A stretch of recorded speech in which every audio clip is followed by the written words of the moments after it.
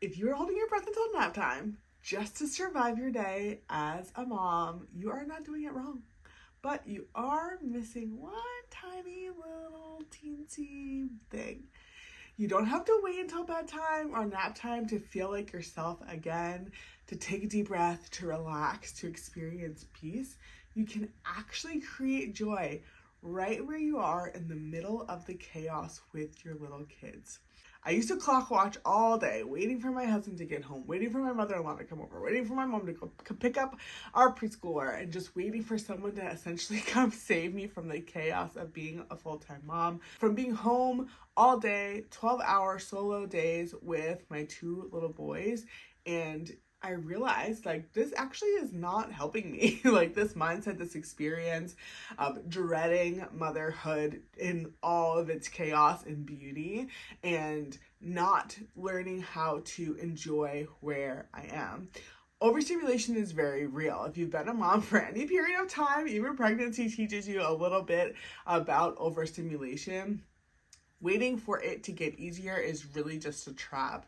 Nobody's ever coming to save us. No one's coming to save you or me. Even if you do have help, or you have your kids go to daycare, you have regular help, you still have time with your kids, even if it's just an hour a day, that you can dread it if your mindset is not healthy and it's not appropriate.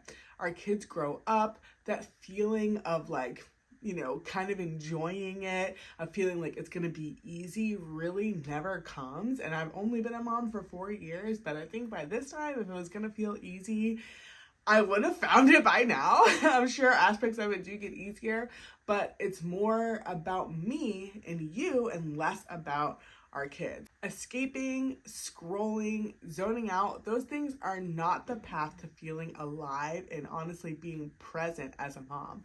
I have to ask myself a lot of times, how do I want my boys to remember me? My motherhood, of course, is their childhood. And if I'm constantly trying to escape it, if I'm not creating moments, making memories in the mess, creating joy in the chaos, I'm going to look up and they're going to be 18 and I'm going to be like, wow, I just white knuckled my whole way through the most influential point in period of my time with them and my relationship with them. And then if I wonder why they don't want to spend time with me when they're 14 and 15 and older, it's because I didn't want to spend time with them when they wanted to spend time with me.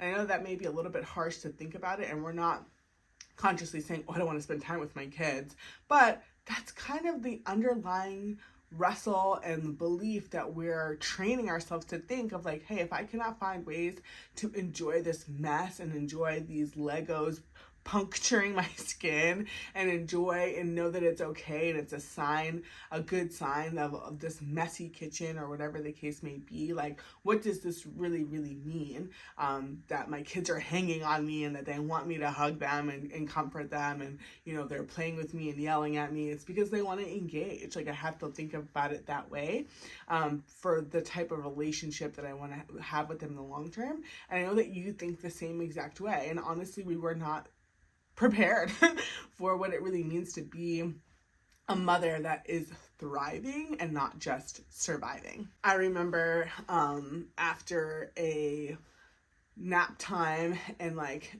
putting both my boys down at the same time, which in and of itself was of course a miracle, and kind of waiting for the nap time to be over, and then like not waiting for it to be over, but waiting for it to happen. And then finally, like, okay, once they're both down, then I can have time to myself. I can feel relaxed. I can feel peaceful. And realizing, like, even during the nap and they're both sleeping, I'm like, I'm not really that relaxed. I'm still feeling anxious. I'm still seeing, a messy house, dishes that need to be washed. I'm still kind of feeling that high level of irritability and anxiety. And that made me realize, like, they're not the problem. They're not even in the room. It's me. I'm the problem. The way that I think, the way that I'm seeing this stage of life, I need to think about it a lot differently if I'm going to enjoy it and like make memories through it and not become this like bitter, angry, anxious mom. I realized in that moment that I needed to reset myself, reset my mind, reset my senses, not try to run away and escape and like take a nap. And even though naps are great, and I'm a huge, proponent of naps, but they don't always fix the problem. Because if I was exhausted, if I was tired, then sure, a nap would help. But if I'm overstimulated, I need to counter stimulate. So the hard truth is that you really have to sit in where you're at. You have to sit in the chaos, sit in the mess, and learn how to reset yourself inside the chaos. Waiting until later, after they go to sleep, after they take a nap, after they go to daycare, after they get picked up by your mother-in-law or your mom, it's really just missing the sacredness of right now. And it's kind of like what people have always said and tell us about, like, don't just enjoy the moment. Don't try to don't try to grow up so fast. Basically, don't try to wait until you're done with high school or done with college or until you get a new job or until you're married or until you have kids to feel like you're successful, that you've made it. And I now feel like as a mom, that has even shifted in its own way of not constantly waiting until your kid sleeps through the night or until they're in school or until they're walking and talking and all those things. Like learning how to enjoy where you are, because there will always be a next thing that's tempting you to think, oh, your life will be easier or more enjoyable when XYZ changes, but there'll always be another challenge on the other side of that as well. Birth, motherhood, marriage, all those huge milestones that we've experienced, they're not supposed to be painless. And I know that I really had to shift my mind when it came to birth before I had my unmedicated home birth after a C-section. And so many people tell me, like, wow, I can't believe you had an unmedicated birth and you chose that, you did it on purpose. But I did a lot of work to really teach myself to understand, like, birth is supposed to be painful.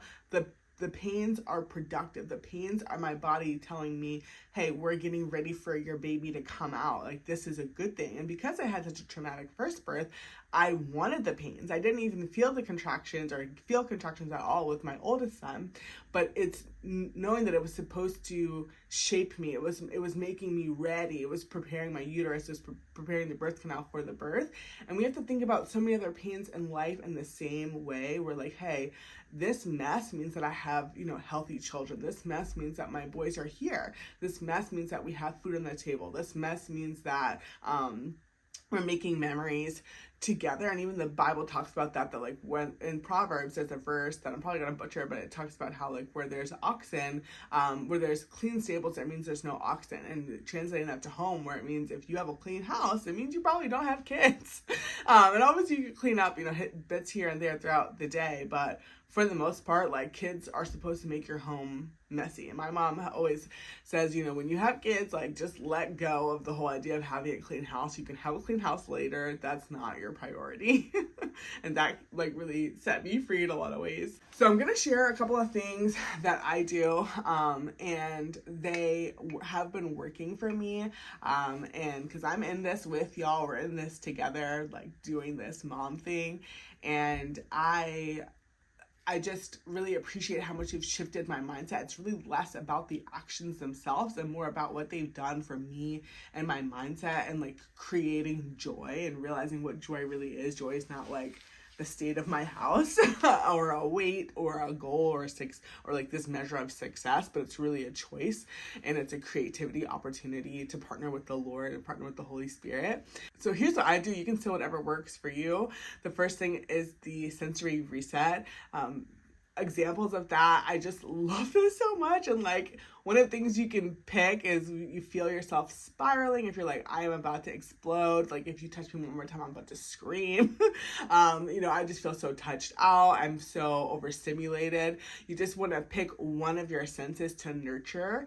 And an example of that could just be you running outside, getting your toes in the grass, getting a quick warm drink, like a tea, or even like a really cold drink of water. That can be stimulating as well. Rubbing some lotion on your hands.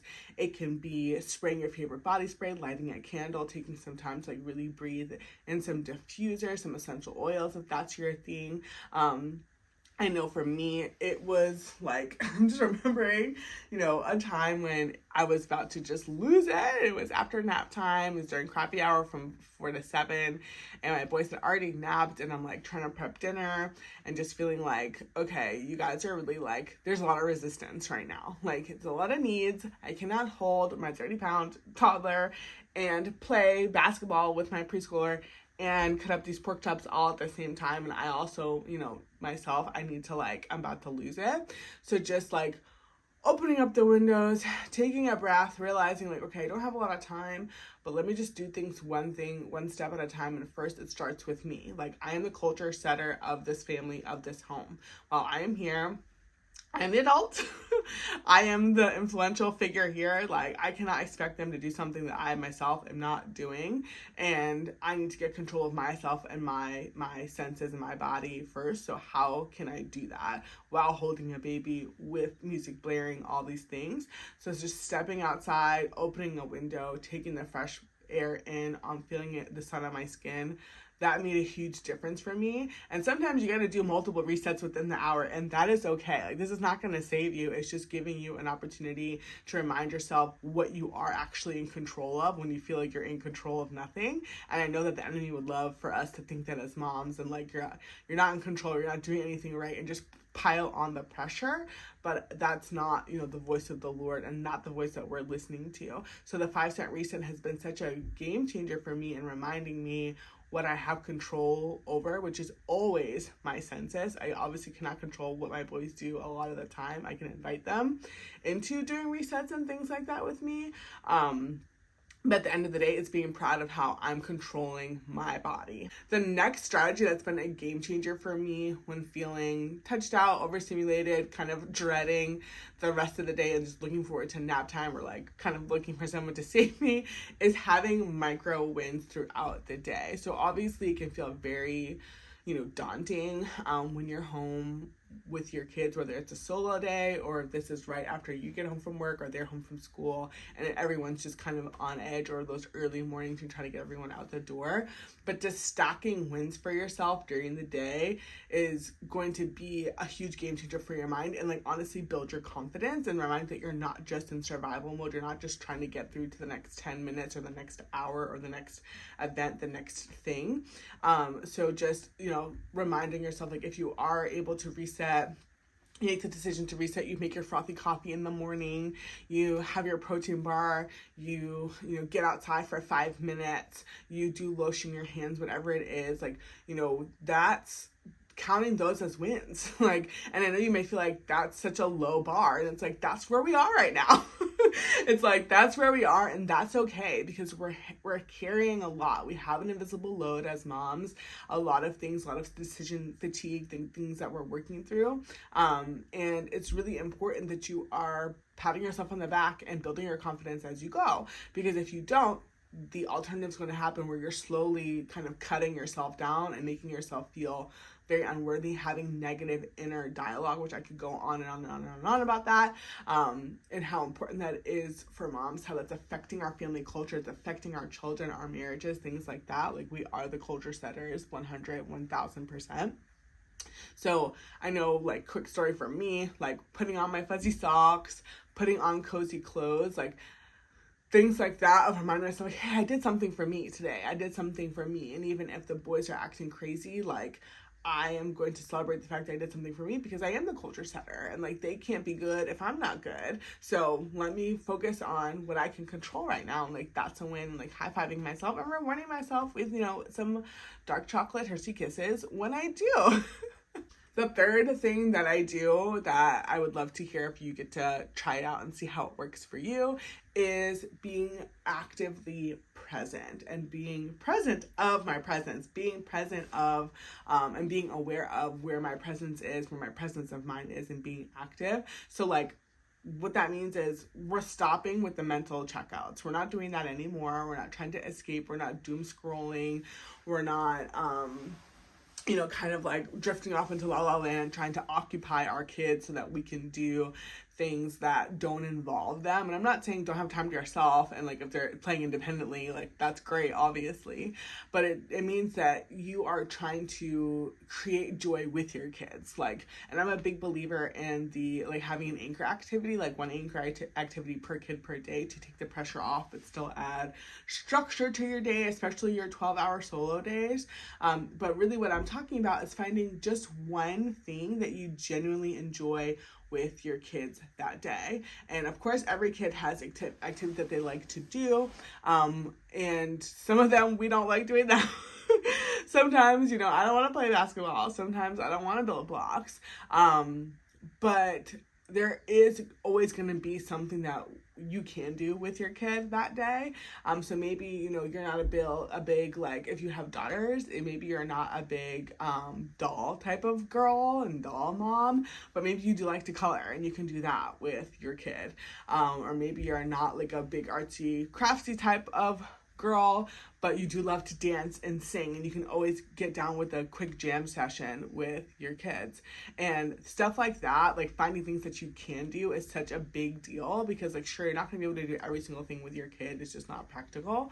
But you can feel really good, and they can feel really good about like, okay, mommy's doing the dishes, or she has to work right now, or whatever the case is, but she did just play with me. We did just have a dance session for, a good dance song for like 5 minutes, and your kids are going to remember that. For example, like for me, I love doing a lot of different things with my kids. One of my favorite things is to bake with them, and like, that's messy, but I love the outcome of it, because I feel like it's such a cool thing to have like a result of the activity that you're doing, and it's something that you can obviously like engage another sense with. So like, I love to try to have like a baking time with my boys once a week, especially on our long solo days when my husband is gone working for the whole day.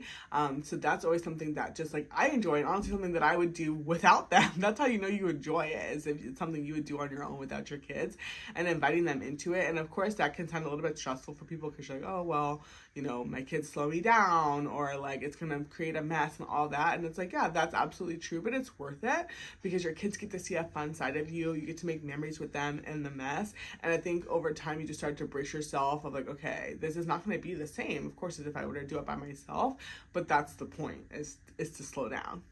You have to remember through all of this, you're not failing. Like, you are growing. This is new to you. You've never been in this particular situation and stage of life before, so of course you're going to mess up and make mistakes, but it means you're trying. And I think that I know that God really honors that, and of course he's in it with you, and you're growing all these different muscles, you're bearing all this different fruit, you're growing the muscle of patience, of being present, of exercising and inviting peace and joy, not just into your home and your family, but really into you. And that's something to be so proud of, and something that I think you deserve to give yourself just so much credit for. But it doesn't have to look pretty to be powerful and be effective and be influential. And like, thinking about like, wow, if I can keep this up, these tiny moments of resets, of these small wins of being actively present, if I can make a habit and a rhythm of doing this as a mom, as my kids grow, like by the time they're 10, 15, 18, like this is going to be so easy. Like we're building, like right now I'm learning how to enjoy them, and then it'll be easy for them to enjoy me. And I think about that often, about like, oh, it's so easy to just kind of like push your kids aside and escape them when they're young. And when they're young, they want to be with you all the time. And if you're constantly pushing them away and pushing them off other people, there may be a time when you look up and you're like, oh, well, we're really not that close. And it's like, well, did you invest the time? And a lot of times it's not really the kids that's the problem. It's us as parents not leaning into the pain and the mess of this stage of parenting. Just remember, you don't ever want to wait for joy. Like, it's not over there, it's in here. We were made to create it. So just remember, we don't have to fix everything. You don't have to fix everything. You just have to breathe. You have to reset. Give yourself permission to mess up and start over. Hit the reset button. Hit the start over button. Notice the beauty in the middle of the chaos and of the noise and all the craziness that is your day and your life and your kids and your family, and take one tiny step back toward joy, and like constantly be looking for the little things and grow the little moments of joy that you're seeing. Because motherhood isn't happening later, it's happening now. And we can't constantly just be pushing it off, oh, I'll enjoy it more later, it'll get easier later, it'll get peaceful later. Like, the next thing you don't want to look up and they're 18 and later is already passed. So if this hits home, I hope it was encouraging. I hope you feel like you have some tools and like mindset shifts that you can literally implement tomorrow. And that's like really right now, that's one of my favorite things about the 5 cents reset is it's actionable, and it's something that you can literally do right now. So if this hits home for you, watch the next video about how to reset your 5 senses in just 5 minutes as a overstimulated mom of little kids who you may or may not be home solo with them. But I'll link that below for you, and always remember, I'm right here with you.